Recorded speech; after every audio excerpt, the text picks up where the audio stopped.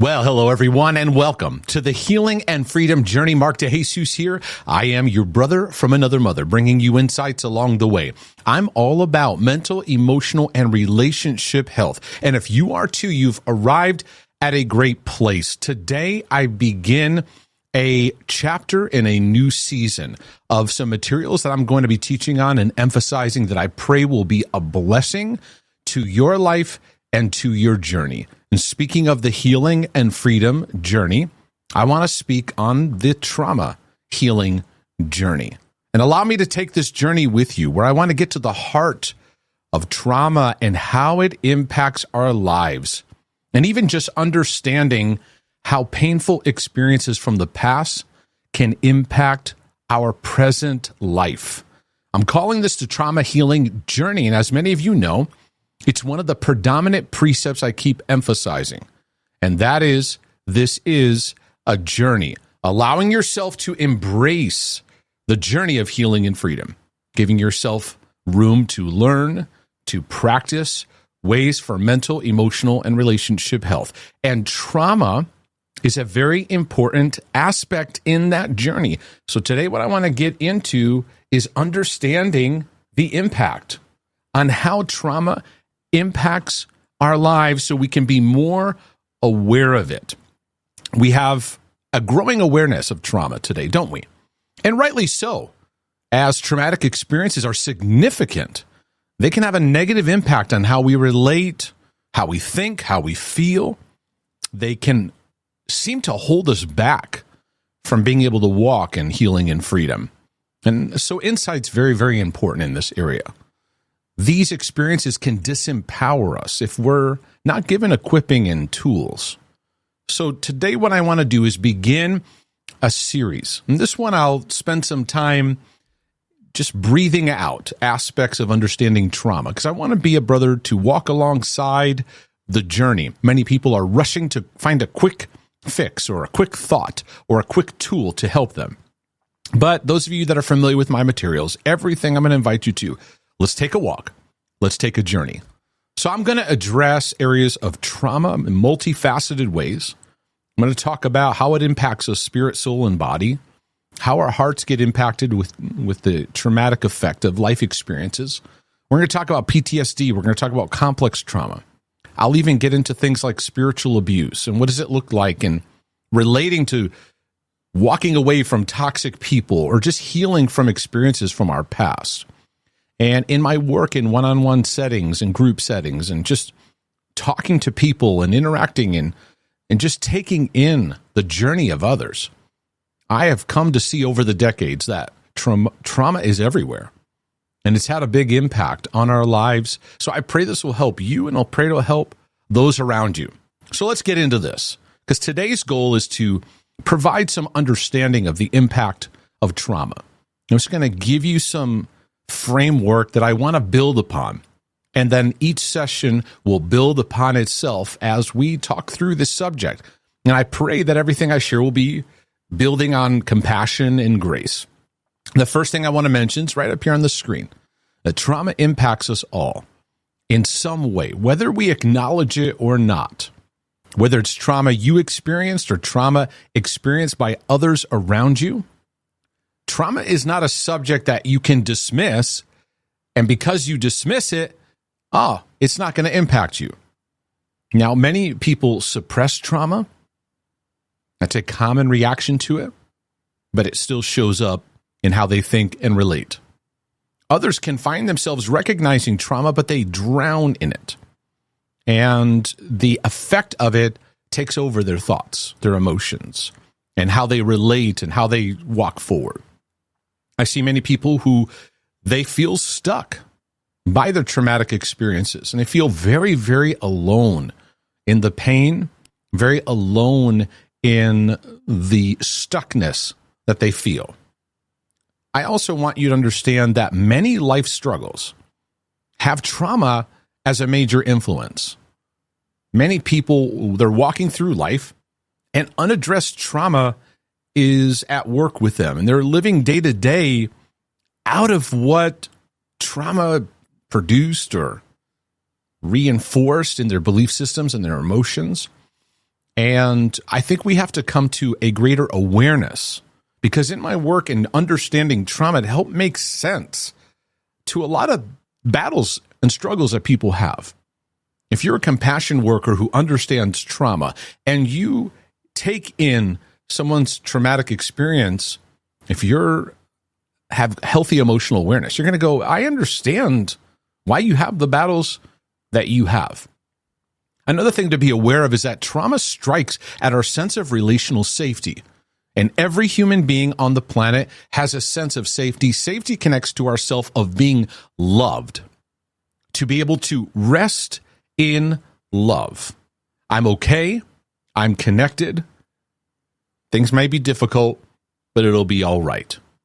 And trauma really strikes at that. It could even crush your sense of mental, emotional, relational safety. So this is important because it'll affect how you relate to God. You feel safe with God? Do you feel safe within yourself? Do you feel safe with other people, the world around you? I also find that many people can be emotionally stuck or undeveloped in certain areas of emotional development. And trauma can reinforce that stuckness, so to speak. I know stuckness is not really a word, but I'm going to use it. It's a conviction of mine that many of us have undeveloped areas of our emotions. You might be developed in one area, but in other areas there are emotional areas that are left behind, usually going back to childhood. Many people have emotions left back to like 12 years old, 13 years old. Usually around that time of puberty was a difficult transition, and many of their emotional development is left back there.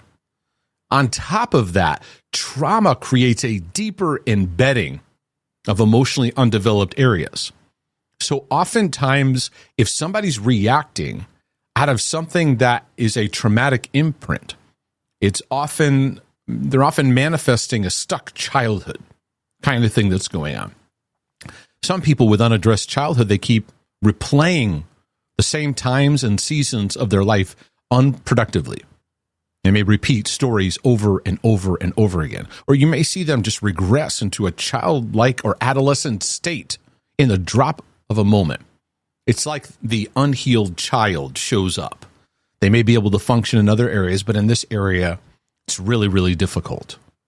Another thing to be aware of is that when it comes to trauma, we'll get into all kinds of facets of how it affects us, is there can be community traumas we experience.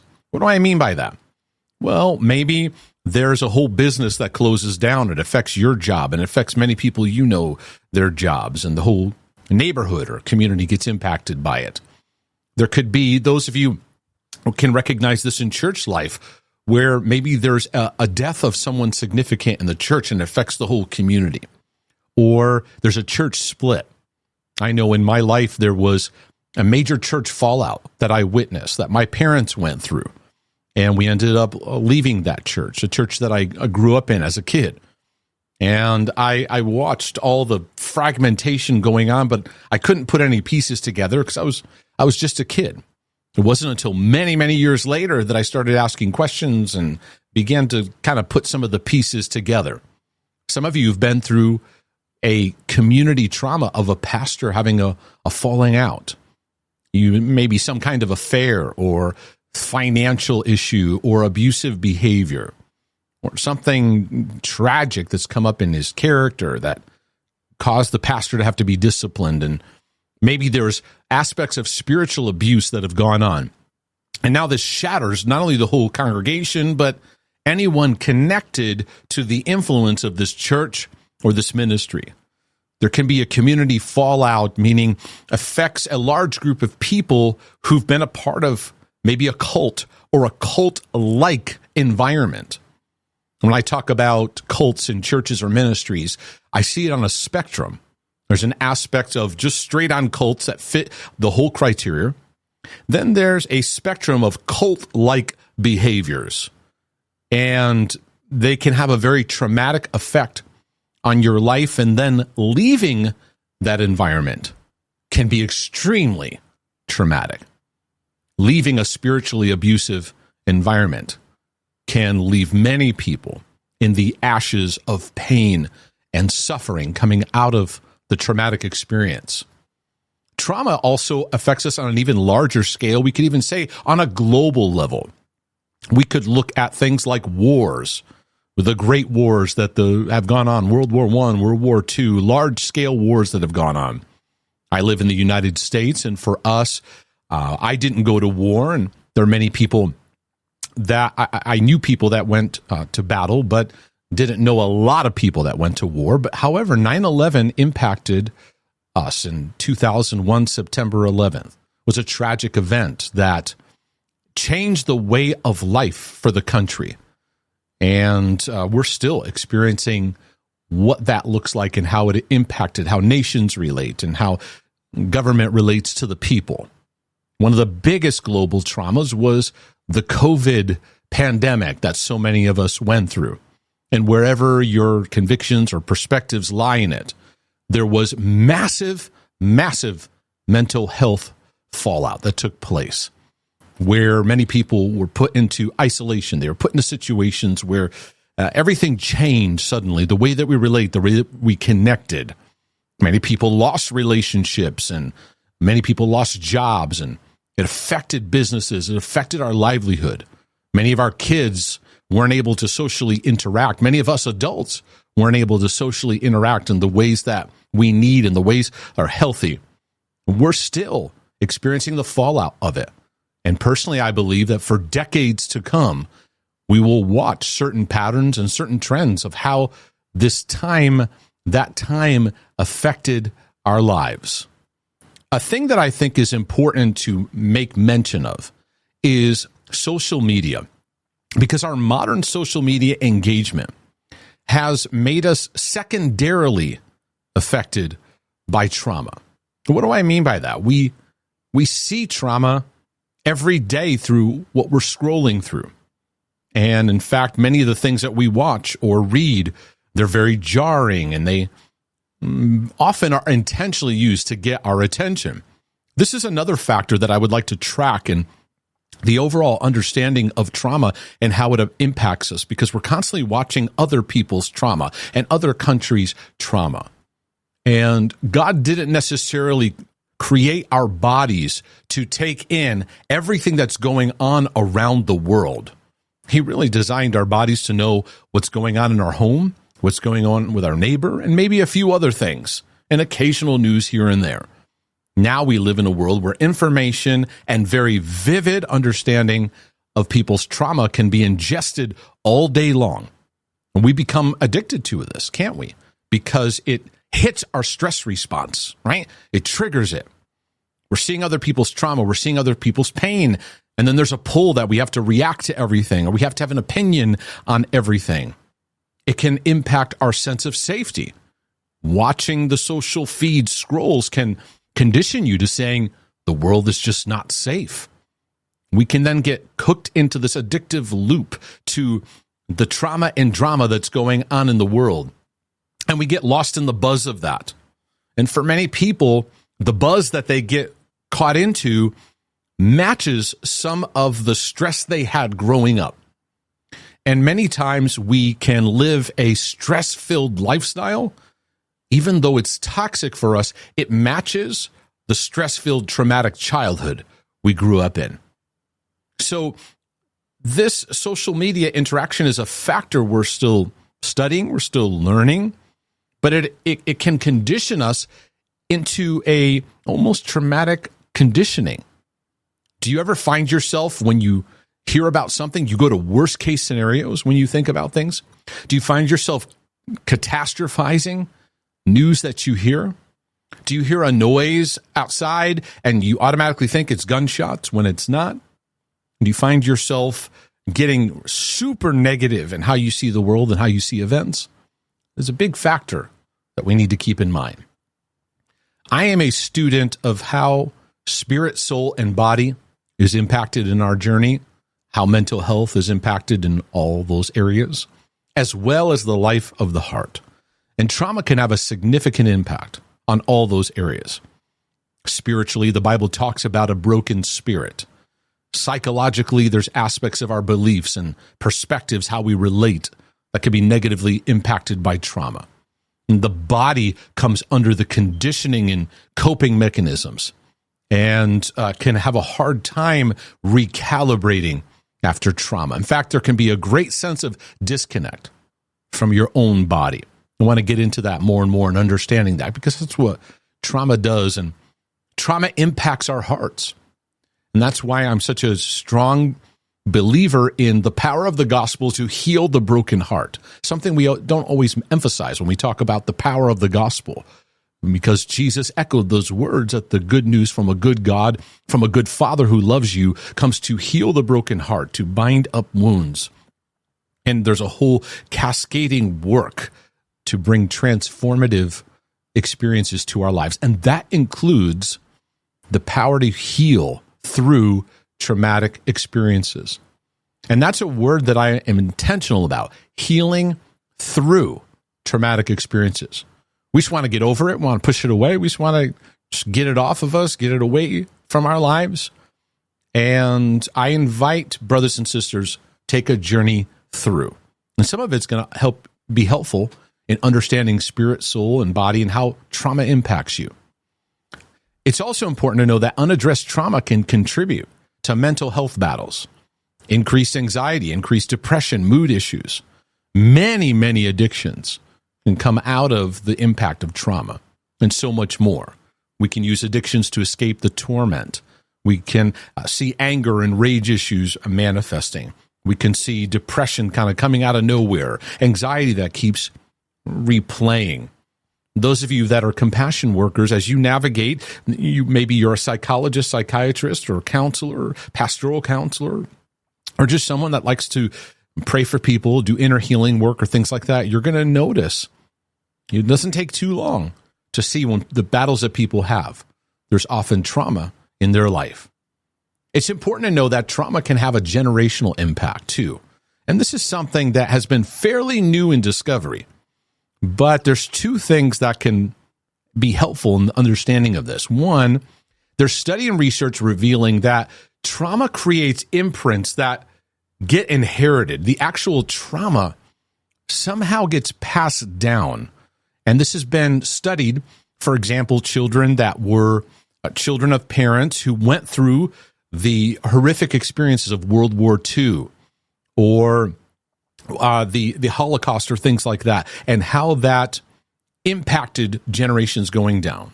Two is it's interesting how the belief systems formed out of those traumatic experiences get passed down. Behaviors, coping mechanisms, where the children never experienced those actual events. However, they seem to carry the mindsets along the journey. We see the generational passing down of mindsets. Do you ever notice certain maybe family or relatives that went through the Depression, and you notice there's a sense of always feeling like they're going to lose money, and when's the hammer going to fall? Maybe a grandparent that's always fussing with the thermostat, right? And there's a sense of that driving traumatic experience of poverty that they went through. You ever have a grandparent that you go to a restaurant with, and when you leave, they're taking the little packets of jelly with them because they want to save it. These are all interesting patterns coming out, and those mindsets can be passed down from generation to generation. And many of you may or may not realize many of the toxic mindsets that you've inherited in your family line, they were formed out of traumatic experiences. They became defense mechanisms in how they reacted to people, how they reacted to relationship. And these things form cultures. And many people don't realize that cultures created mindsets and formed mindsets out of trauma decades and centuries ago. It's interesting how thought gets passed down and inherited. Something to be aware of as you interview your parents and ask them about what their lives were like growing up, or interview relatives. It's a helpful thing to do and understand because they lived in a different time and space and perspectives, and many of the things they battled are trickling down and are things you're facing in your own life, in your own journey. I believe that God wants to be involved in the healing of traumatic experiences. Psalm 46 says, God is our refuge and strength, a very present help in trouble. The problem is that trauma very negatively impacts this realization. For so many, they feel that God is not present, that he is not a safe place to be a refuge. And trauma can often create a disconnect to that. And so we're going to need some renewal in how we relate to God and how we relate to certain mindsets to help us along the way. But I want to encourage you that understanding trauma is going to help you to become more emotionally aware. Awareness is an important word, not obsession, not fixation, awareness, where you notice how certain events in the past have impacted your life, give you a little more understanding of your journey, some more gracious compassion. Many of you were raised by parents who have unaddressed trauma, and you see maybe the anxiety or addictions or anger that you witnessed being raised by them, and it impacted you greatly. Understanding trauma will help you to see others with greater compassion, as many have unaddressed trauma in their history. This had a major impact on my pastoral work. As I began to sit down with person after person after person, I was overwhelmed with the amount of trauma in people's lives that you would never think they went through. In fact, what I noticed, to just be very honest, is the people who are often looked at as the most difficult in churches. Maybe people like, oh, this person's too much of this, or this person just too much of that. Or oftentimes those people had a lot of two things. One is significant trauma and very, very significant neglect. And when you understand that, it helps to make sense of why people do the things they do, why people don't do the things that would be better for them to do. Understanding trauma is also going to help you so that our relational world and communities can be a helpful place where people can practice their healing. They can experience and practice their healing more. We heal relationally, but we also struggle because of relational experiences.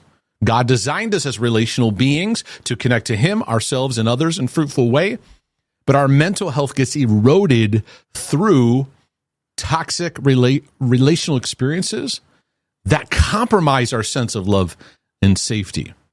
So I want to bring this about. I want to bring about a quote from a book, and this had a very, very profound impact on how I see mental health and how I see healing from trauma, because relationships are the primary place where we can experience healing.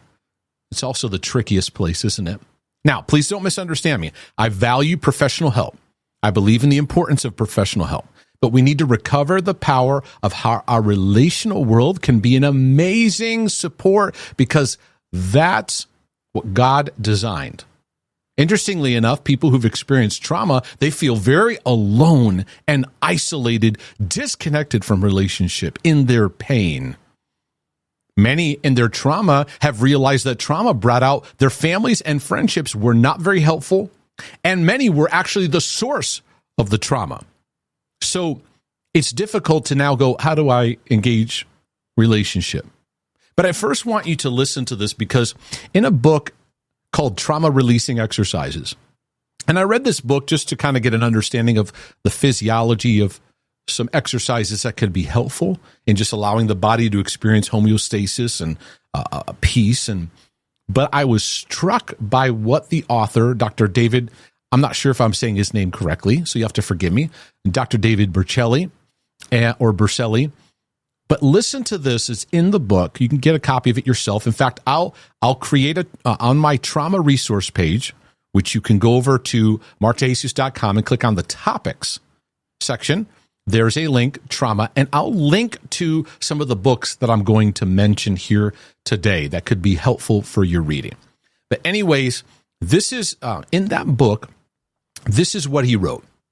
During one of my visits to Ethiopia, I had the opportunity to attend several coffee rituals with the Ethiopian people.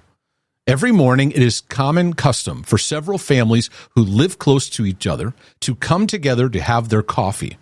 They begin this process by roasting the beans, grinding them, then boiling them into a fresh pot of coffee. Just a nurturing effect, just thinking of that process right there. This process takes about 2 hours from start to finish. So we're seeing slow, we're seeing process, we're seeing relational. It almost sounds like this could be an ASMR video of cracking open a bag of coffee beans or grinding them and so forth. However, during these 2 hours, they talk about what happened the day before. Since they were living in the war zone, it was common for them to discuss the tragedies they experienced or heard about from others. As they shared their pain with each other, they also received encouragement and support to continue on. Through this experience, many other similar experiences I had while working with traumatized people in family and community-based cultures of Africa and the Middle East, I began to recognize that many war-torn countries have developed a natural method of trauma recovery right within their own tradition. They did not need individual psychotherapy sessions. They did not need to know about the ego or psychological principles. They did not need a professional to guide them through their healing process. They simply knew about pain, suffering, and the necessity of family support to help them through it.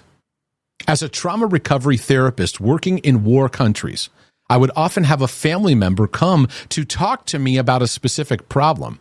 However, they would either come with friends or other family members. They did not have the concept that we should come alone to the session. After all, I was told, we are his friends. Why wouldn't we come to his therapy session? We are the ones who are going to help him heal. I don't even know how to take this in. Many experiences like these in numerous African and Middle Eastern cultures caused me to rethink my ideas of the healing process. Again, that's from the beginning of this book, Trauma Releasing Exercises. And again, you can get a link to this in my topics page on trauma. But it makes you sit and pause to have to use a biblical term, Selah moment, to take in what we need relationally in our lives. Yeah, many of you, when you hear me reading that, you go, I don't have that. I don't have anything like that. And again, I emphasize that it is a good part to get professional help. So don't in any way take this as a dissing of professional help, but it puts things in perspective. Now, I want to take a moment and talk about some pitfalls that happen when it comes to understanding trauma. The first is not recognizing that trauma is having an effect on your journey. Maybe it's knowingly, you just reject it. I don't want anything to do with that trauma stuff. I don't want anything to do with that emotional stuff. Or maybe unknowingly. Maybe you just don't realize the effect of trauma on your life. Many need to be told, hey, what you're talking about, that's very, very traumatic. Some even dismiss calling something traumatic when it was, but you may feel like that's a very heavy word, so you have a hard time using it because you're like, well, it wasn't a war injury. I didn't see somebody die, get killed. Other people have it worse. So it's a way that you kind of dismiss what you've been through, which also hinders you from actually working through it. Now you have to understand, trauma is a new kind of concept. That may be a surprise to some, but previous generations didn't even have a word for it. They have a word to describe the effect of painful experiences. So they didn't have any room to process it or even acknowledge it. But if you have any kind of mental or emotional awareness and you hear certain stories, you can recognize, I think that had a traumatic impact on that person. I had an experience months ago reading a book, and this is an example. I was reading a book by a successful author. Her name is Jenny Allen. She wrote a book called Get Out of Your Head. And me bringing this up is not necessarily an evaluation of the book or discussing the full content of it. It's basically a book about addressing the spiral of thoughts and her journey in working through thoughts and so forth. Anyway, I was struck by a story she tells. And I think this illustrates how trauma can impact us. She talks about speaking at a conference and highlights a moment. I get the picture. It's a good-sized conference, a lot of people there. She highlights a moment where everyone's going in. She's about to speak, and she's alone for a moment. And there's a woman who has a strange way of relating, kind of seems a bit suspicious, comes over to her and in a very, very creepy way, looks at her and says, "We are coming for you. You need to quit talking about us. We're coming for you." The woman continued to cause problems and even screamed in the hallway. And so the author writes that she went to go give a talk. And as she went to give the talk, the power went out. And the church says, "Oh, this never happened." Or the people who ran the facility says, "This never, ever happens." And she talks about the significance about seeing the spiritual warfare of that moment and the attack that she went through and even the attack afterwards. And I don't negate that. And certainly many of us who are Christians, we see things like that happening. We go, there's resistance going on. Some can go into extreme spiritual warfare mode. Others can kind of just not know what to do with it. But one of the things I was struck by as I was reading this is I go, this is a traumatic experience. So no matter where you place this in the spiritual warfare scheme of things, this is going to have a sense of creating hypervigilance, maybe some intrusive thoughts, kind of some reactions in the body, a sense of unsafety. I feel like I wanted to take this story and let's look at how trauma impacts our lives. It's just my thought and just my perspective. But there's another pitfall that I have to bring up into this. I'm a brother from another mother, and I like to be honest, but with compassion and grace. And that is the overuse and often misuse of the word trauma. Can I talk about this for a moment? Because we have such a rapid awareness of this word.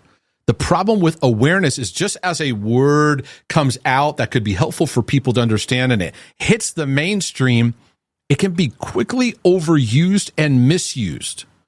I see this in other words like narcissism, where now we're calling everyone a narcissist, which may or may not be true. So a word like trauma can get so overused in culture, we can even begin to use it to describe a lot of experiences where the meaning cannot be used in the way that it's meant to be used. Not long ago, the word trauma was used to describe a physical incident, like a brain injury or head injury, a physical accident. Then we became aware that no, trauma is affecting our soldiers. I'll get into that in a little bit. Then it moved into issues like assault and abuse. And now it's moved into a greater extent of understanding of very intense moments and experiences in our life. And this is great. It's wonderful.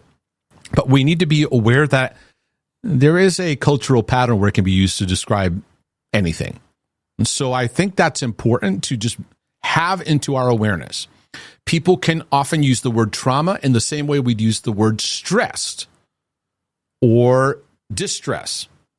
Hey, that really stressed me out. Today was stressful. Today was traumatic. It can be sometimes used interchangeably. And I like to preserve meaning of words. As Peter Levine says, and I'll mention him in his writings, he writes, all trauma is stressful. Not all stress is traumatic.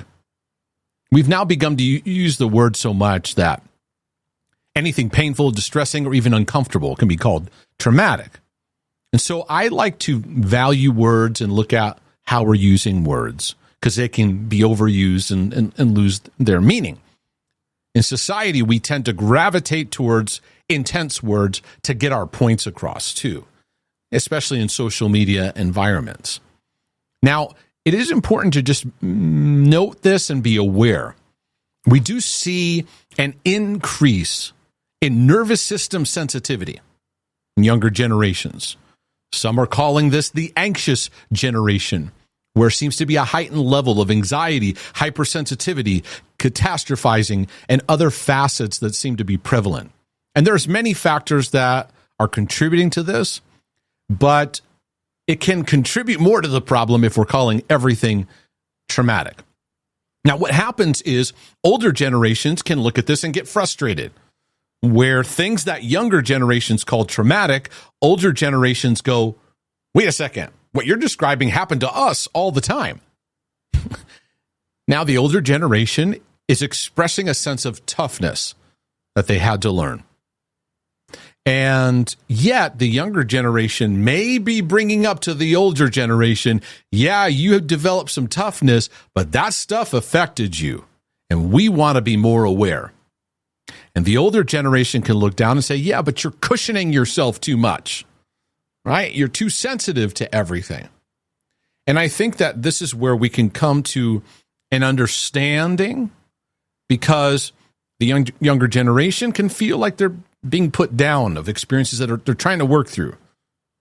And we all need empathy. We all need understanding, but I think we can also gain awareness from other generations, even older generations that maybe didn't have the tools and words that we have now, but we could learn from their journey. So if you find yourself calling a lot of things traumatic, it may be you have an overwhelmed nervous system in general. You may be very prone to anxiety, and empathy and compassion is needed no matter what. Okay? Now, the overuse or even misuse of trauma is not going to stop me from teaching on it, talking about it, and the importance of it. I also want to mention to you the insights. So let's say we're looking at something you've been through, and some people wonder, is this trauma or not? And I think that gets people into a loop that's not productive. The good news is that whether your experience would be put into a category of trauma or not, the insights of healing trauma are still helpful, even if it's what I would call a significant life event. It may not be put into the category of trauma, but it's something that happened, and experience a moment that seems to have an echo in your journey. The principles of trauma healing can still help, can still be fruitful for you in that. So, something to be aware of. And as stated in Peter Levine's quote, all trauma is stressful, but not all stress is traumatic. Another aspect of pitfalls we can get into is obsessive trauma research. So you can get so consumed, maybe a light bulb goes off of trauma in your life, but now you're obsessively researching and you're just consumed. And for many obsessors, they can go in and now they're just spinning and trying to get this trauma solved. And one of the things I have to continually emphasize is we don't heal by obsessing over trauma. We don't heal by compulsively trying to fix our trauma. We heal by embracing a journey, because over time, the way the healing journey looks is we're learning to take our painful experiences and integrate them into our overall life story in a redemptive way, where it becomes a part of us, but it actually becomes an asset and a help to your journey. It adds grace. It adds blessing to others, where you comfort others by the comfort by which you have been helped in. Now, this is not a light switch experience. It's not a quick thing. It's a journey.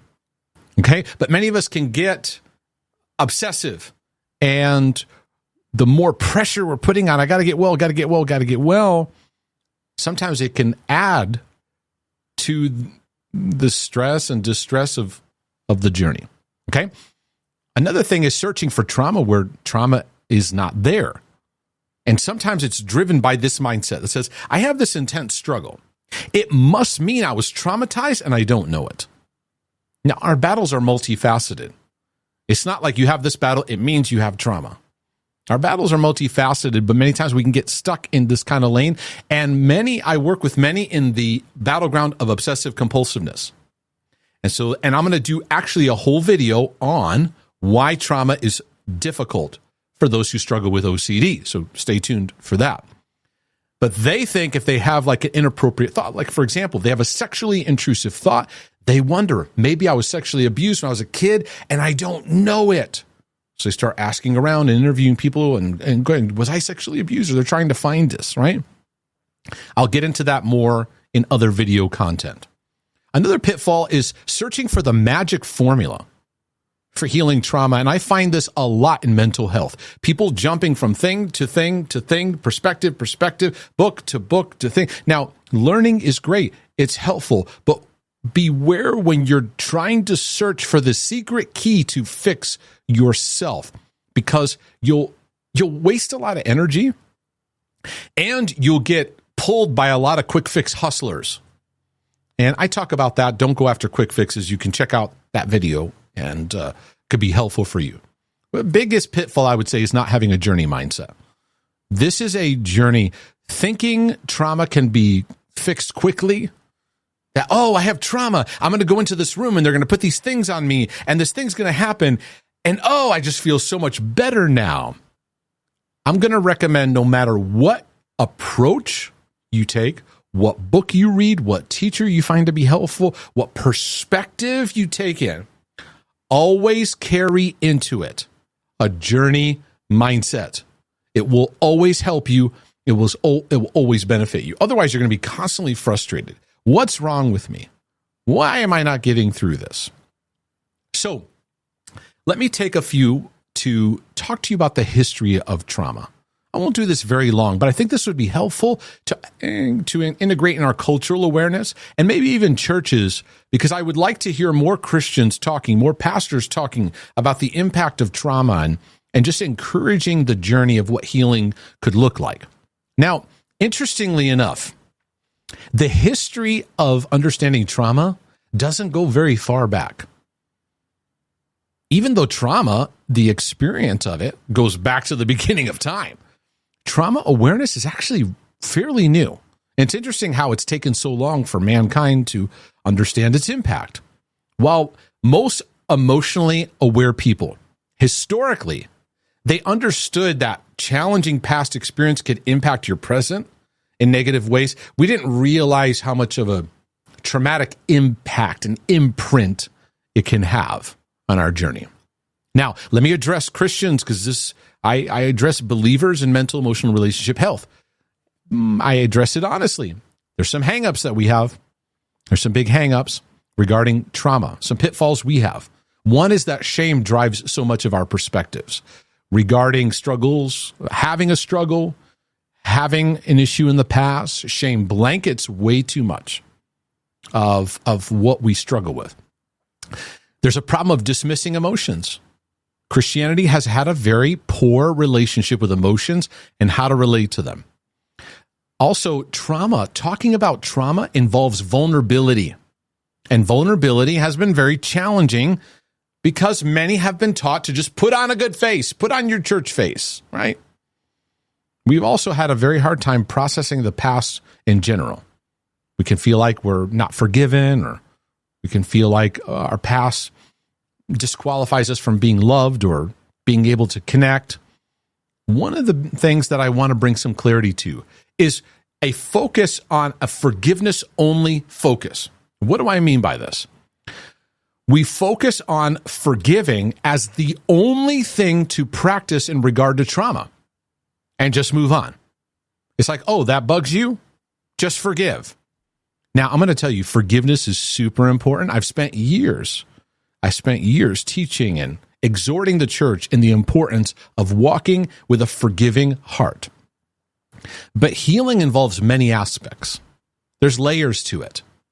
The forgiveness-only focus leads people to saying that if you have a hard time moving forward from pain, then it means you've not forgiven.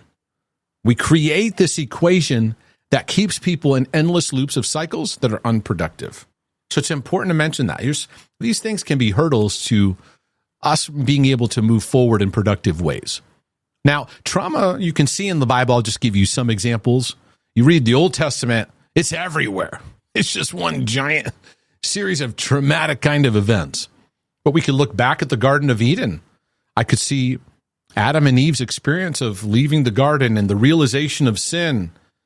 I've talked before even about depression, about Adam about there being historians who believe that Adam went through a deep, deep sense of intense depression. I can imagine that all of a sudden there's a worldwide change. There's a traumatic impact of that.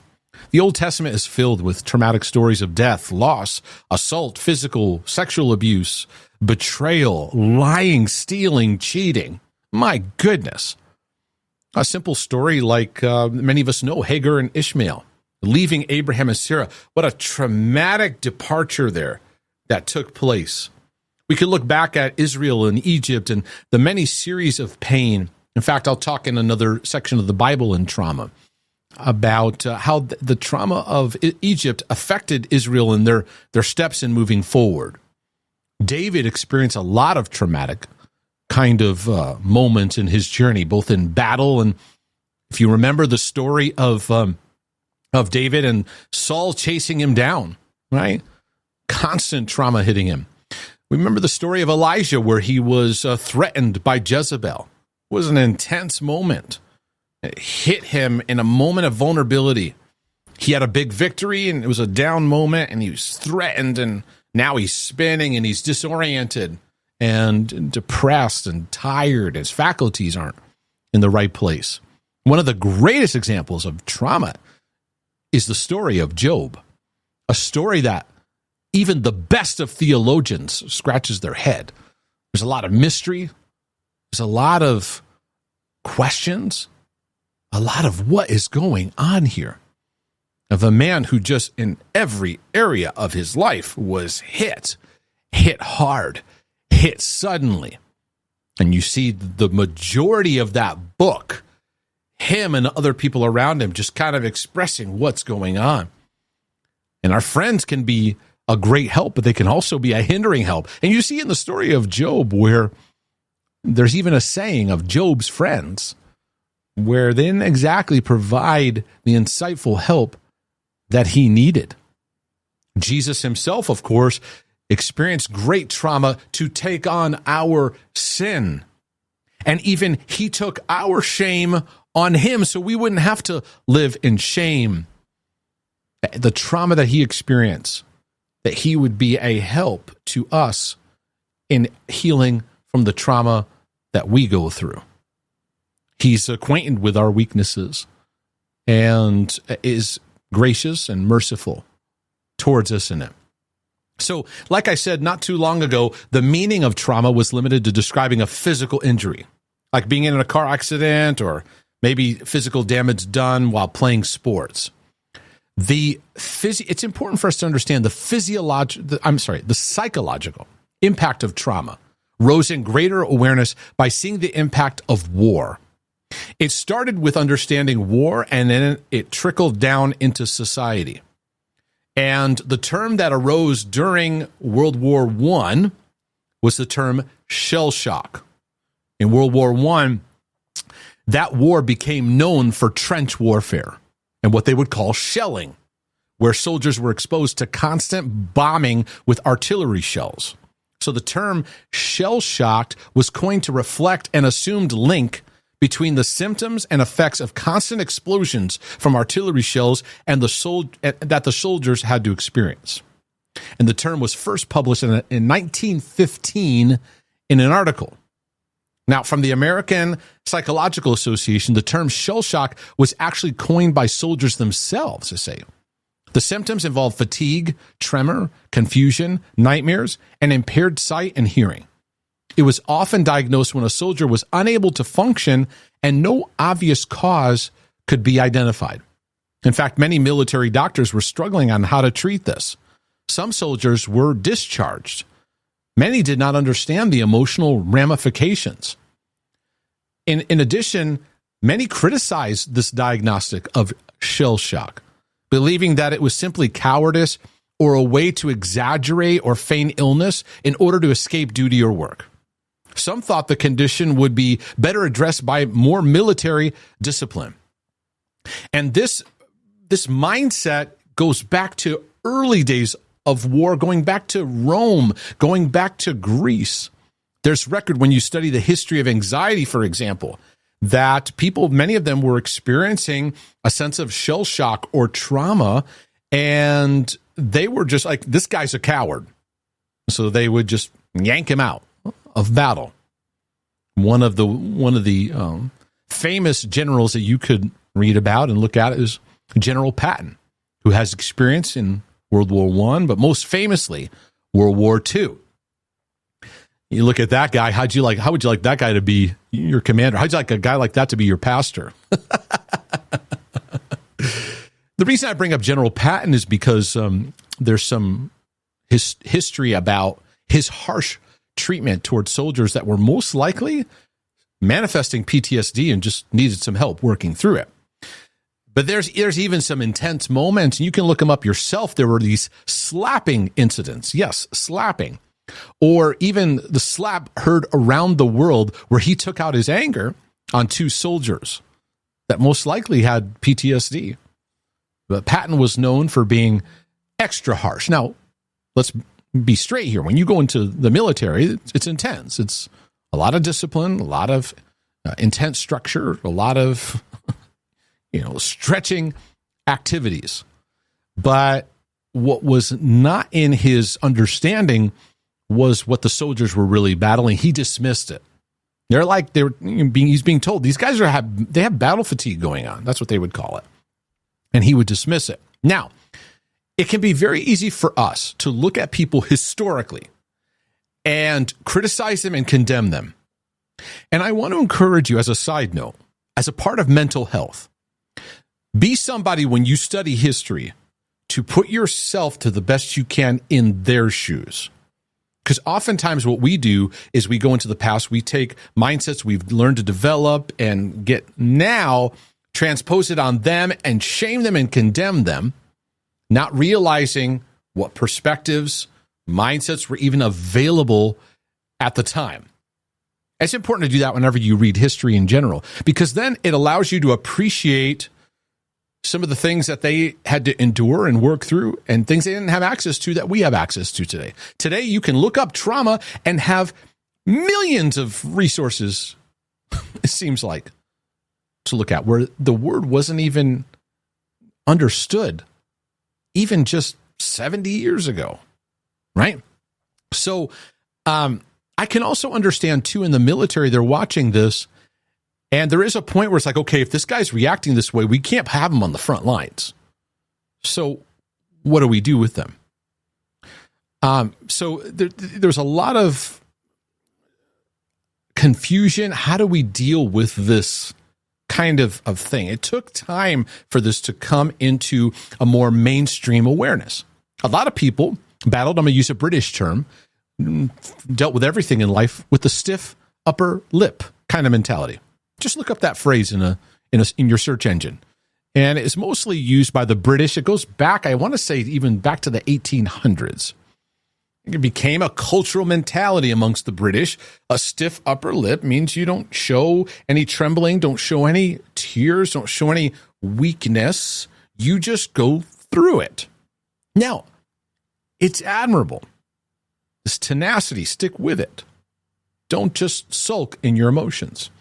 However, it gave no room for understanding stuff and pain we've been through. And when you read history, I am profoundly struck by the amount of intense pain people have gone through in history, and yet didn't necessarily have an understanding of being able to work through these things, because the fallout of it impacts relationships, it impacts family, it impacts marriages, it impacts our neighborhoods and churches and communities.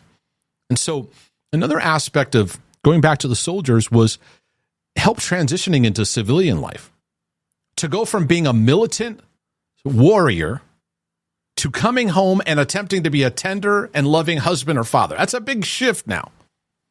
While also being disconnected from your band of brothers. This is a major, major challenge. Just the transition alone can be traumatic.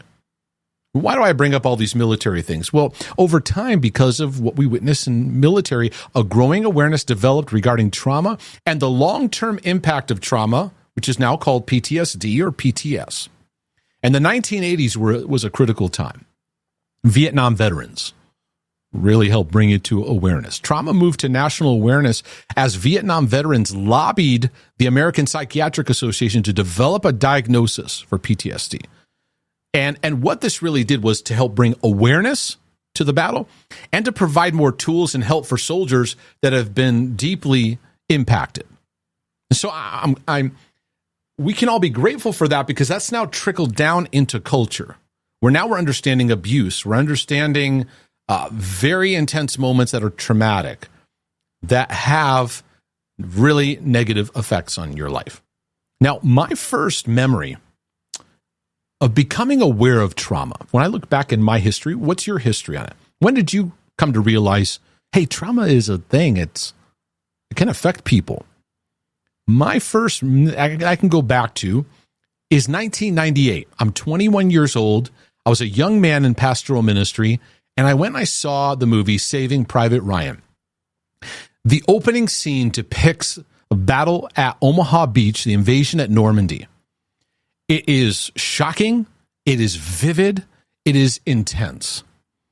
It was something that jars your emotions. I had not been in war. I had no experience of war, but I felt it as somebody who feels things very easily. These horrific scenes are suddenly just flashing before I even time to process.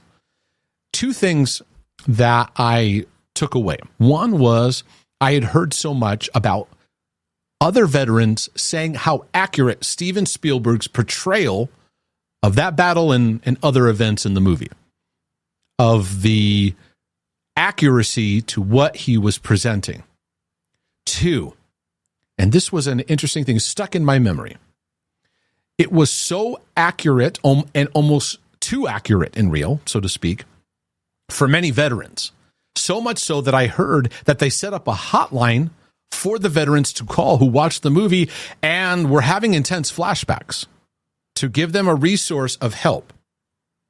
My first thought was, yeah, that makes sense. My goodness, they're seeing on the screen so vividly portraying what they actually went through that was so traumatic for them. And so it began a journey where I, over the decades, have just had an appreciation and greater awareness of the impact of trauma on people's lives. And I began to dive deeper into understanding it in my own life, how it impacted my family, and how it's impacted so many people in the church and people I've helped. Another TV series I watched is a show called Band of Brothers, which was a follow-up to Private Ryan. It was based on real events from the war, on real soldiers' experiences. And in the series, what they did is before they'd go into the episode and go into it was usually a battle and a scenario, they started off the episode interviewing the actual soldiers who would then be played by Hollywood actors. When I was watching, I hit pause because I heard one of the gentlemen say something. This is what he said, talking about the traumatic nature of it all. Because some of them talked about coming home and the difficulty integrating into normal life. But one said, I handled it well. I handled it well. And it's kind of in air quotes. But those events would later haunt me in life. And this statement rang true for so many soldiers, and it impacts many people in how trauma affects them in general today. I remember watching the movie We Were Soldiers by Mel Gibson. And very, very interesting portrayal and showing soldiers going out to war and the impact of soldiers dying and them having to tell the wives back at home. And just the traumatic impact of, even for the wives, of hearing. And so then as the vehicle would go through the neighborhood where most of the wives of the soldiers lived, it was just kind of had this constant anxious reaction. Is it my husband? Is it me? Is today the day where I'm going to get the announcement, right? But there was a statement that there was a journalist who was portrayed in this, and the shock of Vietnam that he witnessed, he said, "We who see war will never stop seeing it." Now, even though the awareness of trauma increased through observing what soldiers have been through, you do not need to have gone to war to experience trauma Over the years, trauma awareness has hit mainstream culture where we've become more aware of how trauma has impacted people all around us, including ourselves. And for many of you, let's be very honest. You may not have gone to war, but you've experienced the warfare of traumatic pain in your life. And that warfare was right in the world that you live in. And statistically, it's said that 70% of people around the world have experienced a traumatic event. Now, there's a variety of examples that we could use when we talk about trauma. I'll place them. This isn't everything, but just some main listings and understandings of trauma and how it impacts us. There's accidents, injuries, sudden sickness, natural disasters go through. Then there's the category of abuse, which is very vast because it involves sexual, emotional abuse, physical abuse, verbal abuse. Then there's the understanding of spiritual abuse, which over the years has gained greater awareness of people and how that's affected them from a church or ministry environment. It could be witnessing violence or harm to yourself or someone else. A sudden betrayal can be traumatic. For example, being cheated on. A traumatic experience can be being publicly shamed, humiliated, or shut out. This can include being made fun of or bullied in a continual way, being fired suddenly from your job, or sudden financial loss, a near-death experience, near drowning or choking, or some kind of traumatic experience in a hospital, traumatic birth experience. Could be sudden death of a loved one, or a parent leaving the home suddenly, a family crisis, or even family chaos can have a traumatic effect. Something that I want to create awareness to is the traumatic effect that chronic emotional neglect can bring about. It has a very intense impact on your emotional world. Being chronically ignored. Being ignored growing up your whole life by your father, just a passive father, or an absent mother that just doesn't tend to your needs at all. Why do I bring this up? Well, I've noticed that it's hard to identify. Neglect is sometimes hard to identify because it's something you should have been given, but you didn't know you were given, but you didn't get it, and so it becomes hard to detect. You might have to play that back, do a quick back rewind and listen to what I just said again. But let me put it this way. If I wanted to really mess up your mental health, if I was a sadistic person, I would put you in solitary confinement, put you by yourself, because eventually we become tortured by the silence, by the nothingness that is there. It's what people do to torture prisoners. And so it shows you don't even have to do anything, just do nothing, withdraw the extension of giving to somebody's needs. And it can have the same impact as someone who's been actively traumatized by something that happened to them in some kind of way that can be described. Okay, so when we understand the basics of trauma, what are we talking about? We're talking about a sudden, unexpected experience. It's significantly disturbing, deeply distressing, and overwhelming. It negatively impacts mental, emotional, relational, and physical health. It often occurs when you're vulnerable or taken off guard. Trauma shocks your systems to some degree. It overwhelms your thinking and your coping capacity. And it leaves a damaging imprint. The event can carry with it mindsets that now you carry on in life. You can feel very powerless in certain areas of your life. But one of the things that trauma does is it triggers your stress response, which involves fight or flight. And yes, there's also other things like freeze and fawn. There's some other aspects to it as well, too. But your fight or flight system kicks in. Your defense mechanisms kick in. It's helping you go into protective reaction to protect yourself. And your fight or flight kicks in. It's meant to then go back to reestablish a sense of normalcy. But for many, going back to normal doesn't happen. Let me define trauma by sharing what experts would say. Now, I wish I had Christians I could quote from on the impact of trauma. Unfortunately, right now I don't. And I'm going to keep being a brother from another mother, talking about mental health, talking about these issues so that believers are strong and well equipped. But I'm just going to have to tell you up front, because sometimes Christians can be obsessive about who they take content from. If you want to learn about trauma, you're going to have to be okay with reading material by non-Christians. It's just the way it is. You're going to have to accept that right now. Maybe some of you can be vessels to help, to be Christians that speak to these areas, get training in these areas, and help people.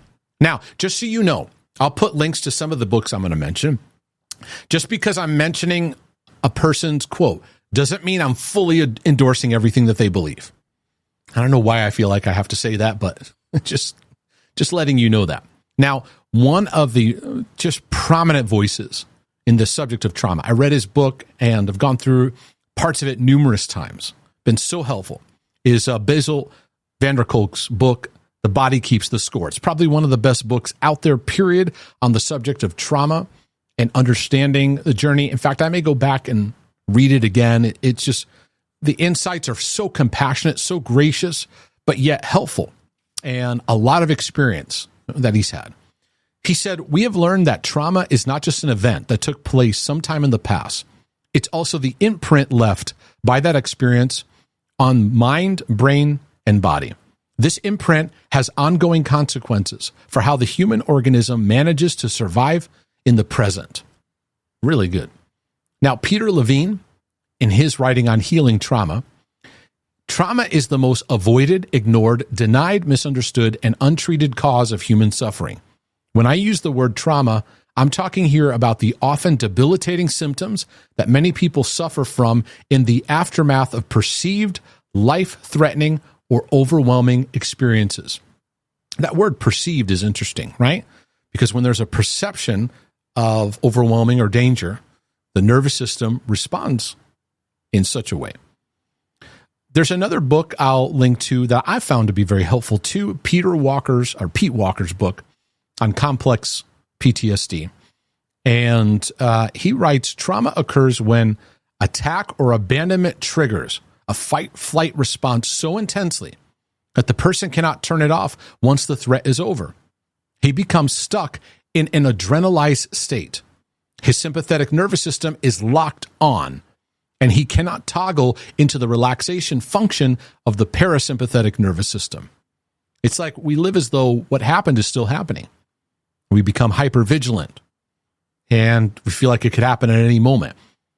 And trauma can cause us to have difficulty distinguishing from the past and from the present. It's like a tiger is always lurking around when there is no tiger. Now, in her writing, Hallelujah Anyway, Rediscovering Mercy, Anne Lamott says this: trauma, which is stored differently in the brain than memory, seeps out of us as warnings of worse to come. Many of you can relate to that. Our self-centered fears whisper at us all day, our fear of exposure, of death, and that we will lose those we love most, that we will lose whatever advantage we hold, whatever meager gains we've made. We live in terror that our butts will show and people will run from us screaming. An interesting quote. I want to go back to Peter Levine here. Trauma is about the loss of connection to ourselves, to our bodies, to our families, to others, and to the world around us. The loss of connection is often hard to recognize because it doesn't happen all at once. And this is something that is at the heart of what I want to bring out in the healing journey of trauma and just the overall mental health healing journey. Trauma produces disconnection, and disconnect fuels all our mental health battlegrounds. Relational disconnection. If number one is a feeling of disconnect from God, we start asking why. We go, God, where are you? Maybe we think God harmed us, or we go, God just opened the gate and said, go ahead, and just allowed me to be tortured. God authored this. God didn't show up for me. God doesn't show up for me when I need him. People who often express that a lot have, like I said, trauma in their history or severe neglect in their life. We also feel disconnected from other people. We develop a mindset that people are dangerous. The world is not safe. Whatever happened to us gets transposed onto others. We anticipate any sense of it happening again. Really hits our relational grid. Something that I like to bring out a lot is that we become disconnected to ourselves. We actually turn on ourselves. We actually become disconnected from our own bodies. How many of you are even aware of that? As a result of trauma, you're disconnected from your own physiology and how you look at the mirror and how you even breathe and how you even feel just connected to the temple of the Holy Spirit that you live in. And this is an important aspect of trauma to learn because you need to incorporate your body as a part of the healing process and the healing journey. There's a couple aspects of trauma to be aware of. There is the big T trauma and small T trauma. Just a simple way of kind of dividing it. The big T trauma is life-threatening kind of moments. Small T trauma, non-life-threatening. When we look at trauma, we could look at acute trauma, meaning a single event that happened. We could look at chronic trauma, which means that event is being repeatedly experienced. That often quickly moves, and those who've had repeated continual trauma often moves into the definition of complex trauma, which is a whole arena, a growing arena of awareness that many are being helped by understanding. So in the sense it now moves into repeated or prolonged exposure to traumatic events, but it often occurs, one aspect is it can occur in multiple contexts. This creates the complexity and has other facets to it that add to the complexity, thus being called complex trauma. It often involves growing up with a caretaker who has mental health issues, has addictions, is abusive, unhealthy, a narcissist. Addict and narcissist are often very big components, but it could be someone who has unaddressed mental health issues. Severe neglect is a part of complex trauma. And I will spend some time teaching, talking about, encouraging healing from those of you who recognize this as something in your life and in your journey. Now, for those of you that go, well, I don't know, I had this rough event. I don't know that it's necessarily trauma. What I like to discuss with people is what can be called significant life event. Whether it may or may not be trauma, don't fuss over trying to fixate on defining it. A significant life event is an experience that's had a profound impact on how we think, feel, and make decisions. It can be positive or it can be negative. And in my coaching and work over the decades, I've spent a lot of time just breaking down people's significant life events. Something was said. Something was communicated that stuck with you.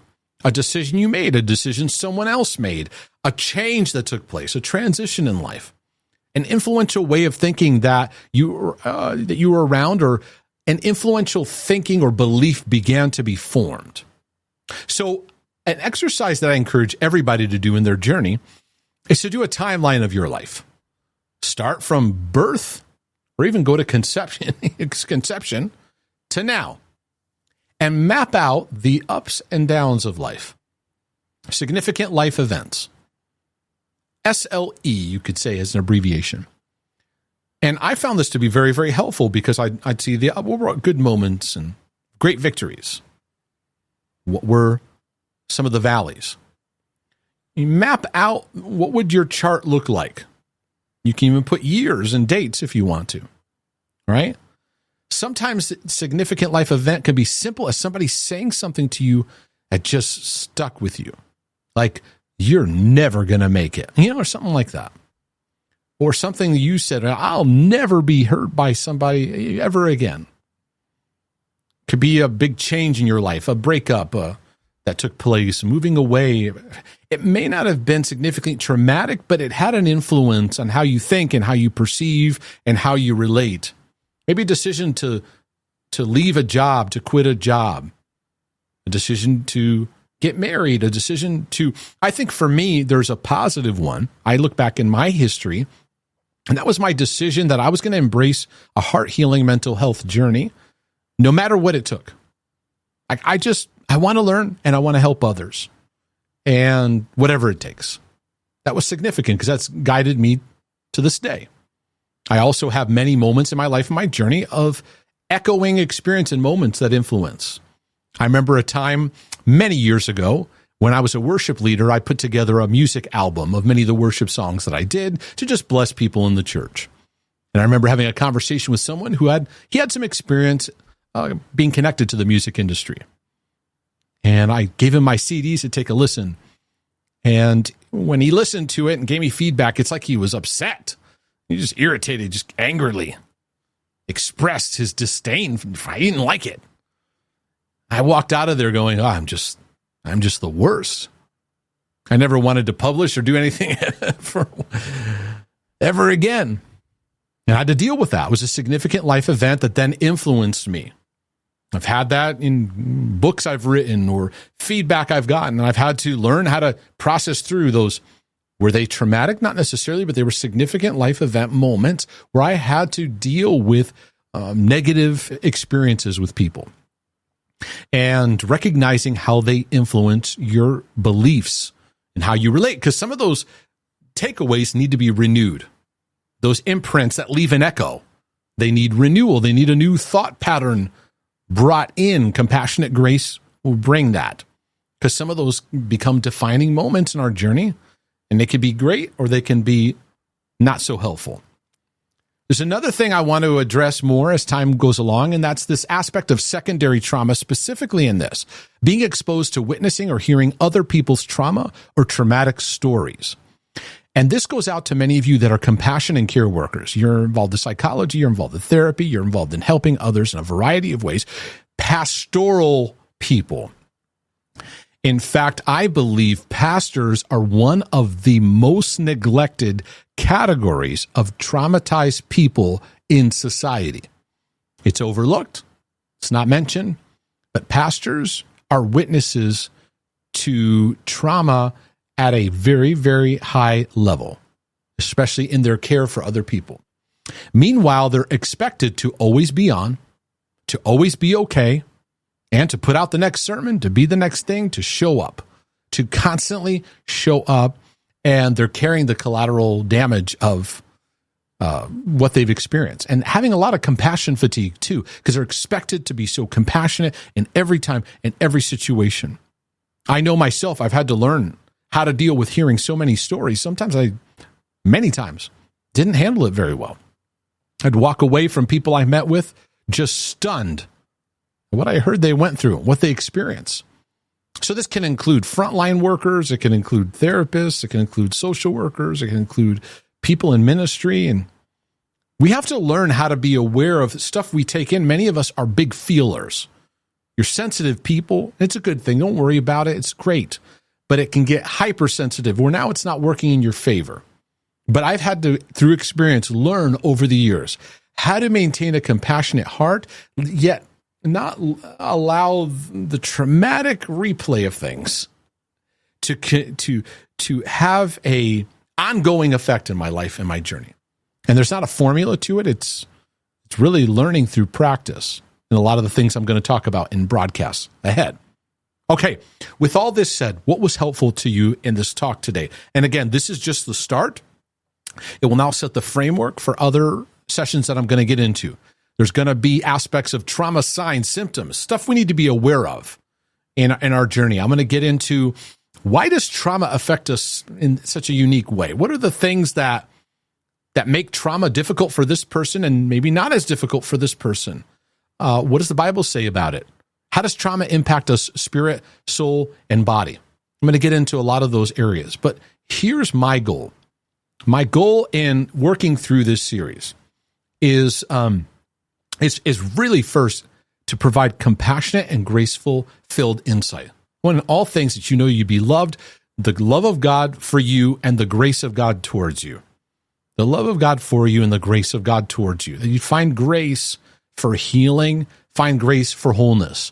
That it would be helpful for your processing, because emotions that come out of trauma need working through. We're in a journey of working through these valleys. It's not getting away from it, and that you'd experience support so that what happened traumatically can be integrated into your story.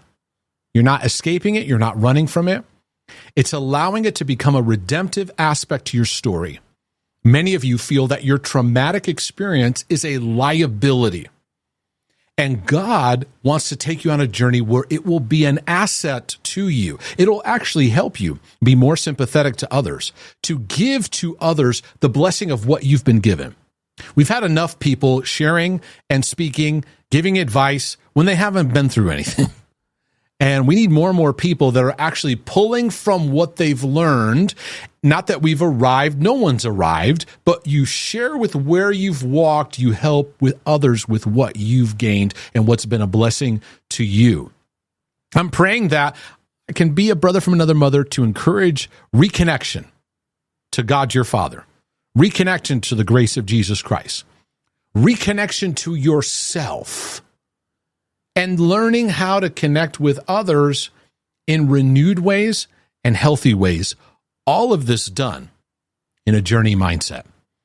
Was this a blessing to your life and your journey? If it was, please comment. Let me know. You can send an email, mark@markdejesus.com. I love to read emails. I'm not able to respond to all of them, but I do appreciate the encouraging emails that are sent. You can also subscribe to my channels. You can go over to markdejesus.com and click on the donate button to support these broadcasts. You can also check out my books, materials. There is a trauma page you can go to in the topic section where I will be adding these broadcasts to that. Do you have a question? Feel free to submit that on my questions page, markdejesus.com/questions. And it is possible a question that you put there may be brought up in one of my broadcasts. Well, Lord willing, and the creek don't rise. This is your brother from another mother saying I'll be back with more insights in the trauma healing journey. But in the meantime, I'm out.